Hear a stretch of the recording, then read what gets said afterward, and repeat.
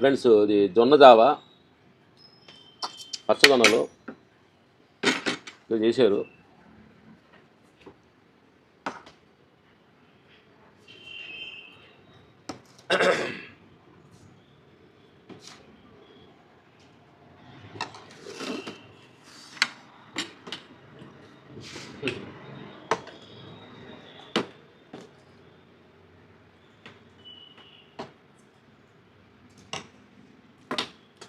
ఇప్పుడు కూడా మన వాళ్ళు ఇలాంటి సిరుధాన్యాలు తినేటప్పుడు మన రైస్ తిన్నంత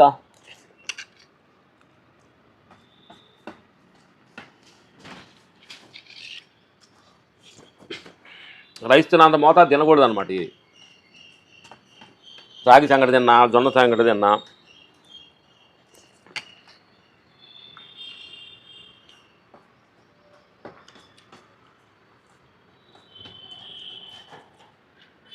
ఇలాంటి తిన్నప్పుడు తక్కువ మోతాదు తీసుకోవాలి.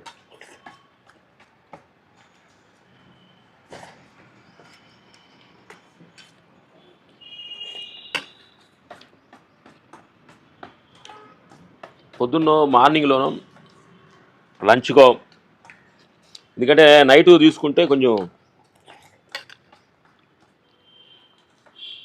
స్ట్రాంగ్ ఫుడ్ నైట్ పెద్దగా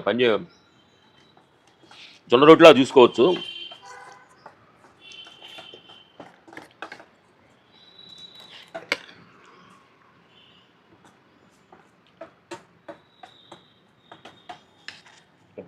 మా బుద్ధుడు కరెక్ట్గా బుద్ధుడి పైన ఒక కొమ్మ బుద్ధుడు తల మీద వచ్చింది, క్లోజ్ తెలిసిను.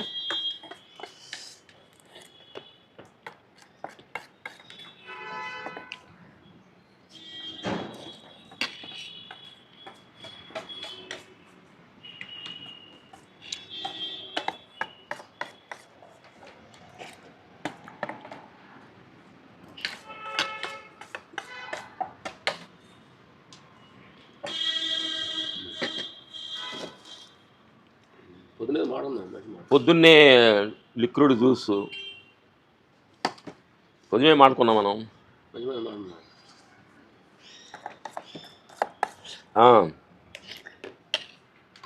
పొద్దున్నే జానంలో మాడుకున్నాము.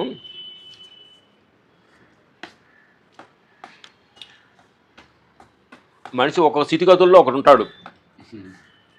దేహంలో ప్రాబ్లం వచ్చినప్పుడు 24 hours దేహంలోనే ఉంటాడు.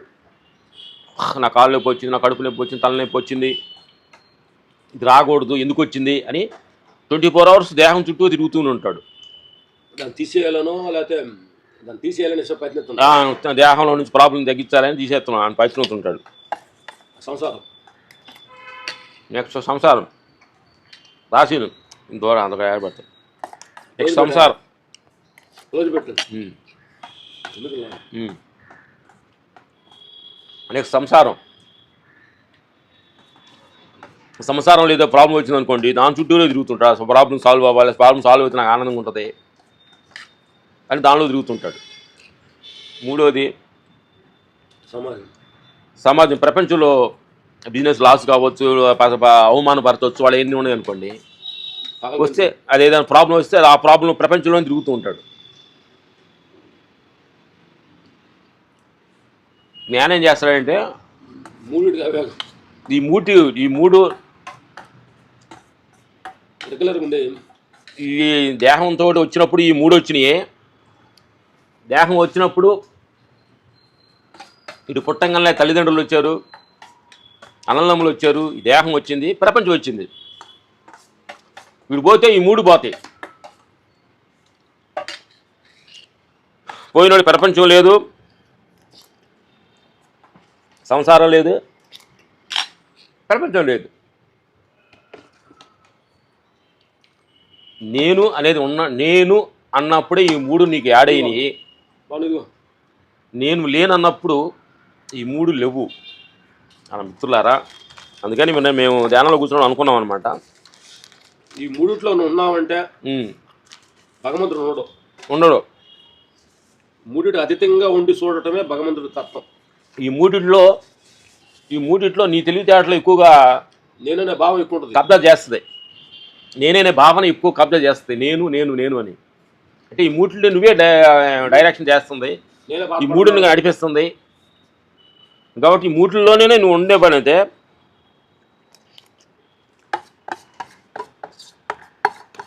అందుకని సహజంగా జ్ఞాని ఈ మూడిటికి అత్యధికంగా దీపిస్తూ ఉంటాడు. అందుకని ఈ ఆత్మ సాక్షాత్కారాన్ని మీరు తెలుసుకొని ఉంటే ఈ మూడు నీ పుట్టుకతోటి వచ్చినాయి, నీ మరణంతో పోతాయి అనే సత్యాన్ని ముందు తెలుసుకుంటే ఈ మూటికి అతీతమైంది ఒక శక్తి ఉంది.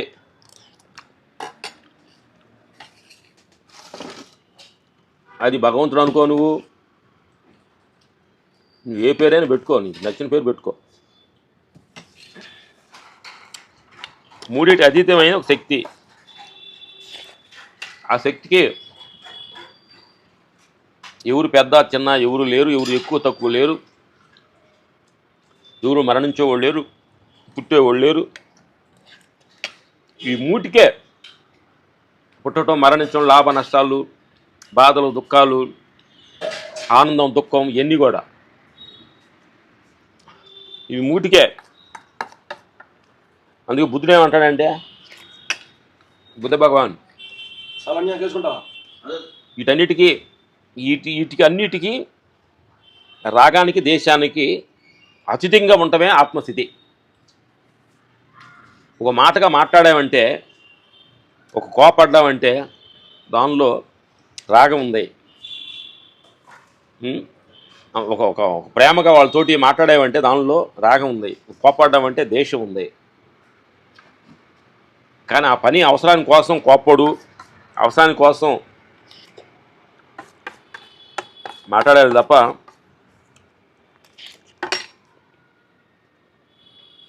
అందుకని రాగదేశాలకు అతీతంగా ఉంటుంది ఆత్మస్థితి. ప్రతి క్షణం సమభావన, సమదృష్టి, సమభావన, ధర్మం. ప్రతి మనిషిని చిన్న పెద్ద నేను కుంచిపరచకుండా, ప్రతి మనిషిని అవమానపరచకుండా, అది ఇంట్లో పని మనిషి కావచ్చు, నీ ఇంట్లో నీ పొలంలో పనిచేసేవాడు కావచ్చు, ఎవరైనా నీకంటే పెద్దవాళ్ళు కావచ్చు. చాలామంది నేను తక్కువగా ఉండి పెద్దవాళ్ళు ఉండారని వాళ్ళని తక్కువ భావంతో వాళ్ళు వేస్తూ అన్నట్టు చూస్తూ ఉంటాడు. అది తప్పే, అందరి చెట్టు చేదు అన్నట్టుగా. అందుకని కొంతమంది ఎక్కువ స్థితిలో ఉండి తక్కువ ఉండవాళ్ళని తక్కువ స్థితి చూస్తూ ఉంటాడు. అది తప్పే. అందుకని ఈ ప్రపంచంలో ఎక్కువ తక్కువలు ఏమి లేవు. ఈ మూటికి సంబంధించిన ఎక్కువ తక్కువలు అనేది తప్ప ప్రతి క్షణం సమభావన, సమదృష్టి. బాయ్. Okay, thank you. ఎట్లా